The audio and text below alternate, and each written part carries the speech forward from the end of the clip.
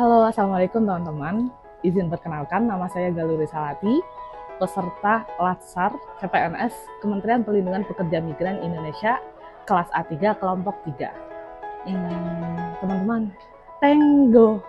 Ini kata seru ya, yang sudah tidak asing lagi digaungkan oleh Gen Z kekinian saat akan segera berkemas sehabisnya jam kerja selesai. Teman-teman, siapa di sini yang masih seperti saya mengira bahwa profesi ASN adalah salah satu profesi dengan jaminan tertenggo daripada profesi lainnya? Tunjuk tangan. Ternyata tidak sepenuhnya benar ya. Ada saatnya, bahkan hampir setiap saat kita diposisikan untuk kerja lembur. 9 to 4? No. 9 to 9? Ya, sebab adanya kesadaran tugas fungsi kita pada instansi tempat kita bekerja atau juga atas permintaan atasan kita. Ini memang baru pengalaman pertama saya menjadi CPNS sekitar 3 bulan di unit kerja saya. Selayaknya insting survival di tempat kerja baru, saya harus mencari cara bertahan dan syukur-syukur nyaman berperan menjadi ASN ini. Dan saya menemukan salah satu alasan yang cukup bermartabat. Ya, melalui pembelajaran agenda 1 mengenai bela negara, analisis isu kontemporer, dan kesiapsiagaan bela negara yang disampaikan oleh Ibu Diah dari Widya Iswara BPSDM Kemendagri. Mungkin terbilang cukup sederhana dan sangat klasikal ya, tetapi saya sangat bersyukur menemukannya di masa awal bekerja ini, di masa Latsar ini. Alasannya adalah sesederhana bahwa harus ada yang berani ambil peran untuk berupaya keras memenuhi hak-hak masyarakat yang notabene mereka masih belum menerima haknya secara penuh. Pemenuhan hak-hak masyarakat ini ternyata dapat dikuatkan kalau saya secara sadar dan secara utuh paham makna rela berkorban untuk bangsa dan negara, untuk hak-hak mereka.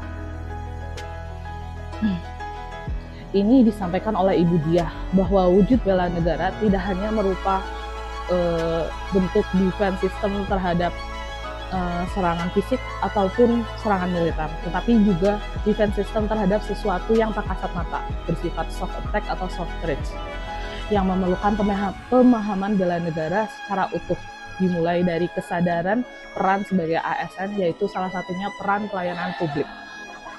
Dengan fondasi pemahaman terhadap 4 pilar bernegara, eksternalisasi ruh semangat bela negara yang diteladani dari para pemikir dan pemimpin bangsa, serta implementasi ketentuan hierarki peraturan perundang-undangan. 3 hal ini pada akhirnya jadi landasan sekaligus guidance yang harus saya gunakan dalam menganalisis dan mengkorelasi isu-isu yang terjadi di KP2MI secara kritis dan tetap bertanggung jawab sesuai peraturan perundang-undangan yang berlaku. Dalam konteks isu-isu yang terjadi di instansi saya, baik kebijakan maupun pelayanan publik harus saya sadari dilaksanakan secara profesional dan berkualitas. Seperti halnya KP2MI sebagai instansi penanggung jawab urusan penempatan PMI, maka kami harus memastikan bahwa bukan hanya fasilitasi penempatan pekerja migran Indonesia dari hulu hingga hilir yang dapat dipastikan keamanannya, namun juga memastikan pemenuhan perlindungan mereka juga dapat terpenuhi secara menyeluruh dari pra, saat, hingga pasca migran, tidak secara parsial atau bukan sebatas formalitas, apalagi dekat rawan dengan tendensi konflik kepentingan. Ya, kembali lagi, pemenuhan hak-hak masyarakat memang sangat patut menjadi semangat kita untuk tetap memberi dan terus berperan, yang disesuaikan dengan tugas dan fungsi instansi tempat kita bekerja masing-masing ya. Ya, jadi urusan tim Tenggo dan bukan tim Tenggo, yang pada akhirnya yang saya perlukan adalah habituasi diri untuk beradaptasi, baik secara individu maupun kelompok. Kebutuhan akan pemikiran yang kritis dan pengelolaan endurance saat melaksanakan pekerjaan yang berat, tentu saya juga memerlukan kesiapan fisik ya. Mental saya pun perlu dilatih untuk tidak memilih tone deaf atau anti kritik dalam menggali suatu akar permasalahan.